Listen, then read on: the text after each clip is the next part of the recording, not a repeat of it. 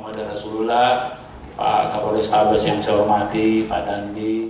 Wali Kota Makassar Dani Pomanto akan menghentikan program isolasi terapung KM Umsini. Hal tersebut lantaran program disebut tak efektif lagi. Pasca pasien yang hendak isolasi di KM Umsini terus menurun, yang diketahui hanya di bawah 20 orang yang naik isolasi apung KM Umsini. Sementara, program isolasi terapung KM Umsini tersebut akan berakhir pada 21 September mendatang.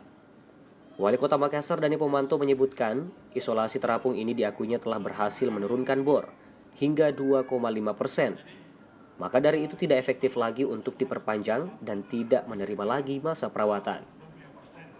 Di mana pasien yang isolasi saat ini hanya di bawah 20 orang saja. Menurutnya, nantinya akan digabungkan dengan isolasi terpadu Pemprov Sulsel dengan berkoordinasi pihaknya nantinya. Isolasi terapung ini kan sudah berhasil menurunkan bor. Nah, bornya sisa 2,5%. Jadi tidak efektif lagi. Mending ini kita gabung dengan program provinsi. Begitu.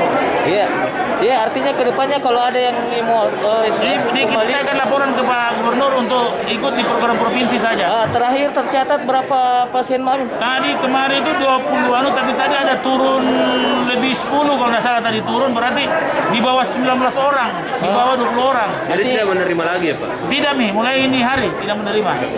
Iya. Ini hari bukan, ini hari 15 terakhir ya, Pak? bisa masuk terakhir. Kalau setelah 15 September enggak terima Tidak lagi. lagi, karena kan dia ya ada masa perawatan sampai tanggal 21 kan. Artinya dikembalikan ke Pemprov. Nanti kita Koordinasi. supply ke Pemprov. Pasca isolasi terapung ini dihentikan, selanjutnya program Pemkot Makassar akan memaksimalkan vaksinasi di tingkat rukun tetangga dengan berbasis alamat. Tim Liputan Celebes TV. Oke, sekolah tempatnya